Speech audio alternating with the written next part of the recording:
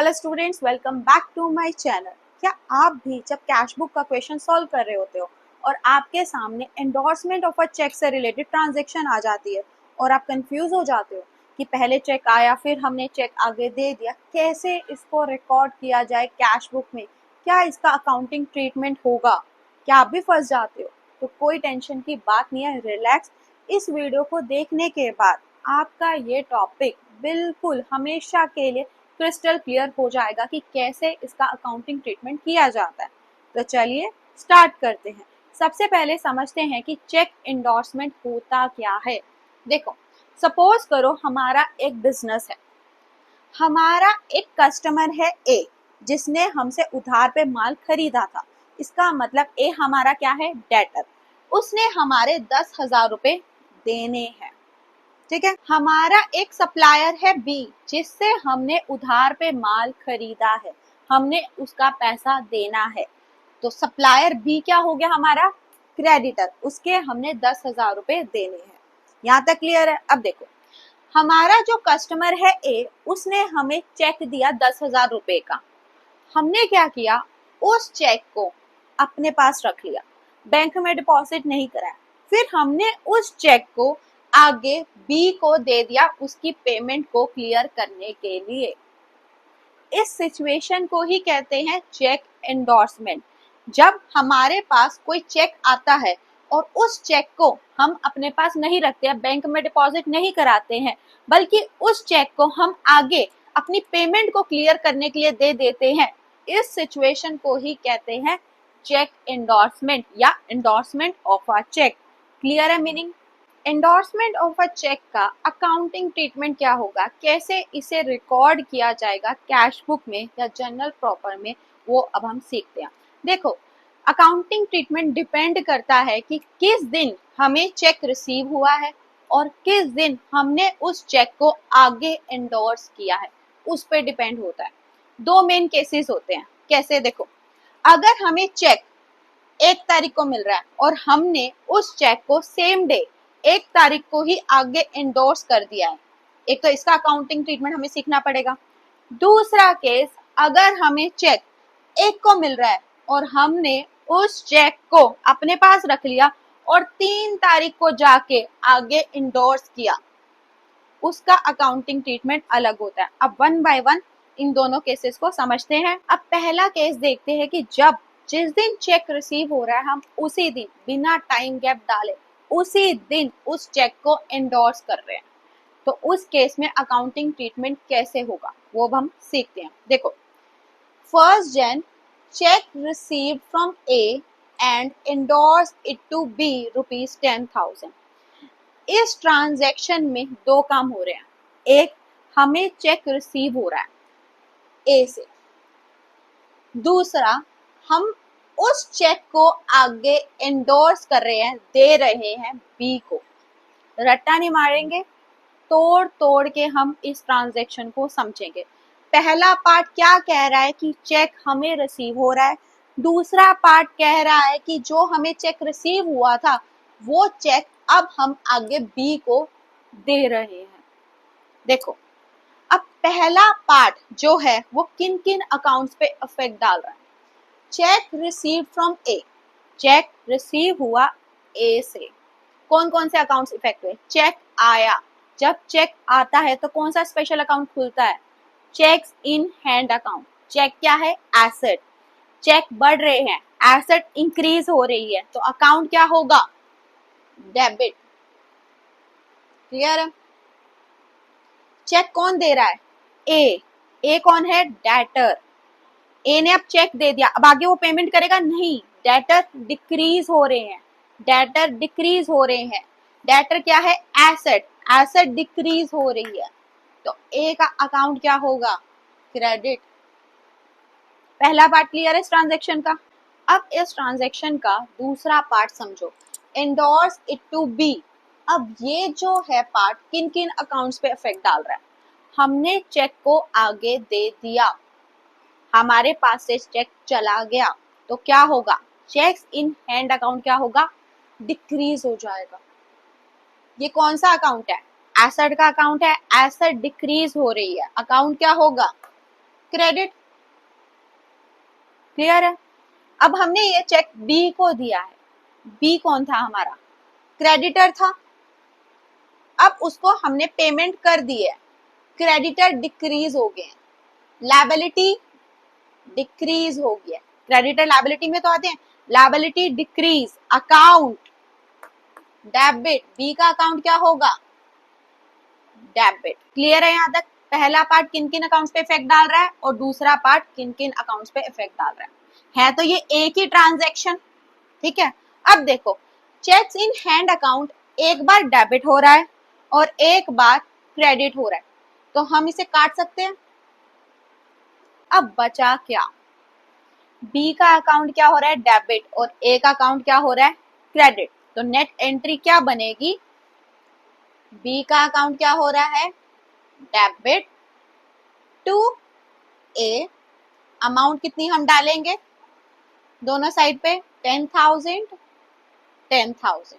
अब net entry क्या बनी वो आपको अब क्लियर हो चुकी है।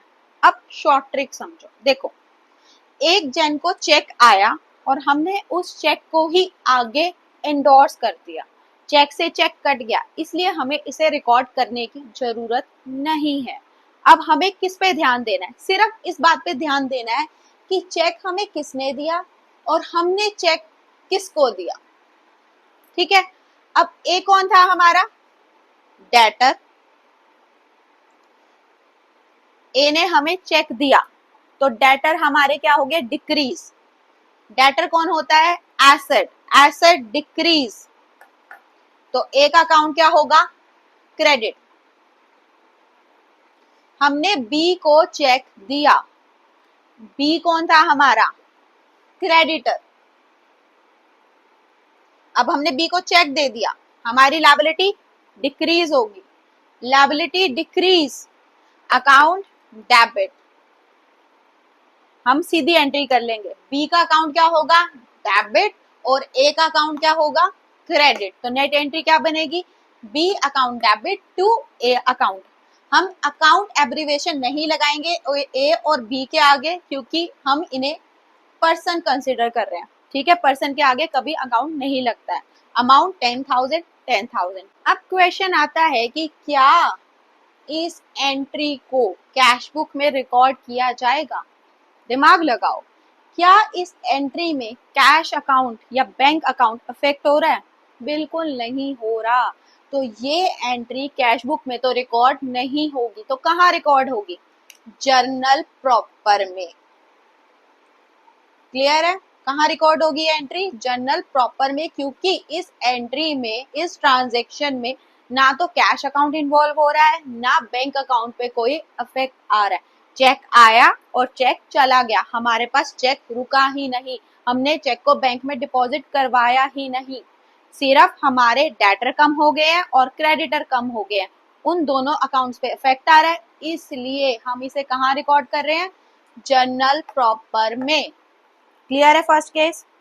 अब दूसरा केस देखते हैं कि जब हमें चेक एक पर्टिकुलर डेट पे रिसीव हो रहा है, हम उस दिन चेक को आगे एंडोर्स नहीं कर रहे हैं, बल्कि कुछ दिन छोड़ के, या तो अगले दिन या कुछ दिन छोड़ के हम उस चेक को आगे किसी और को दे रहे हैं, एंडोर्स कर रहे हैं, तो उस केस में अकाउंटिंग ट्रीटमेंट कैसे होगा वो अब हम सीखते हैं। ट्रांजैक्शन देखते हैं। 1 Jan check received from A and endorsed it to B on 3rd Jan। इस ट्रांजैक्शन में 2 ट्रांजैक्शन दे रखी है, एक ट्रांजैक्शन जो 1 जैन को हुई है चेक रिसीव होने की, दूसरी ट्रांजैक्शन जो एंडोर्स करने की है 3 तारीख को, जो हमने एंडोर्समेंट की है उसकी ट्रांजैक्शन है। तो 1 जैन को तो पहले क्या करेंगे? हम चेक रिसीव करने की एंट्री करेंगे, फिर 3rd Jan को हम क्या करेंगे? चेक एंडोर्स करने की एंट्री करेंगे, अलग अलग डेट पे एंट्री होगी। क्लियर है? अब कैसे एंट्री पास करेंगे वो अब हम सीखते हैं। 1 Jan को क्या हो रहा है? चेक रिसीव हो रहा है ए से। जब चेक रिसीव होता है तो कौन सा अकाउंट पे इफेक्ट आता है? चेक्स इन हैंड अकाउंट पे इफेक्ट आता है। चेक्स इन हैंड अकाउंट क्या है? एसेट का अकाउंट है। एसेट इंक्रीज अकाउंट डेबिट, तो चेक्स इन हैंड अकाउंट क्या होगा? Debit. Checks in hand account क्या होगा? डेबिट। ये चेक हमें कौन दे रहा है? ए दे रहा है। ए कौन है? डेटर हुआ, तभी उसने हमें पैसा दिया है ना। तो डेटर अब डिक्रीज हो रहा है क्योंकि उसने पेमेंट कर दी। Debtor decrease, asset decrease, account credit. तो ए का अकाउंट क्या होगा? क्रेडिट। क्लियर है? अमाउंट क्या लिखेंगे हम? 10,000 10,000। तो 1 जन को हम क्या करेंगे? चेक रिसीव की एंट्री करेंगे। अब 3rd जन को क्या हो रहा है? हम उस चेक को एंडोर्स कर रहे हैं, हमारे पास से चेक जा रहा है। तो चेक्स इन हैंड अकाउंट क्या होगा? डिक्रीज होगा। एसेट डिक्रीज हो रही है, तो अकाउंट क्या होगा? क्रेडिट। तो चेक्स इन हैंड अकाउंट क्या होगा 3rd जन को? Credit to cheques in hand account. Clear? अब ये चेक हम किसको दे रहे हैं? बी को। बी कौन है? हम क्यों दे रहे हैं उसको पैसा? क्योंकि बी हमारा क्या है? क्रेडिटर। अगर हम बी को पैसे दे रहे हैं तो हमारे अब क्रेडिटर क्या होने वाले हैं? डिक्रीज हो जाएंगे। क्रेडिटर किस कैटेगरी में आते हैं? लायबिलिटी की। Liability decrease, account debit. तो बी का अकाउंट क्या होने वाला है इस एंट्री में? डेबिट। अमाउंट क्या आएगा? 10,000 10,000। क्लियर है? अब आप सोच रहे होंगे कि हम चेक्स इन हैंड अकाउंट को आपस में कट क्यों नहीं कर रहे हैं। देखो, इस ट्रांजैक्शन में क्या लिखा है कि 1 जन को चेक रिसीव हो रहा है और 3 जन को चेक इंडोर्स हो रहा है। अलग अलग डेट पे काम हो रहा है, इसलिए चेक्स इन हैंड आपस में कट नहीं होगा। इन दोनों ट्रांजैक्शन को अलग अलग रिकॉर्ड करना पड़ेगा। एक एंट्री होगी 1 जन को और दूसरी एंट्री होगी 3 जन को। इस केस में क्या था? चेक हमें एक पर्टिकुलर डेट पे रिसीव हो रहा है और हम उसे एंडोर्स कुछ टाइम बाद कर रहे हैं, कुछ दिन छोड़ के कर रहे हैं या अगले दिन कर रहे हैं, तो हमेशा अलग अलग एंट्री पास होगी। क्लियर है यहां तक? अब देखो, इन दोनों एंट्रीज में क्या हो रहा है? कैश अकाउंट या बैंक अकाउंट कहीं पे भी अफेक्ट हो रहा है? इस एंट्री में नहीं, इस एंट्री में नहीं। तो ये दोनों एंट्री कैश बुक में तो बिल्कुल नहीं जाने वाली है। तो कहाँ हम रिकॉर्ड करेंगे इन एंट्रीज को? जर्नल प्रॉपर में। कहाँ रिकॉर्ड होगा? जर्नल प्रॉपर में। क्लियर है?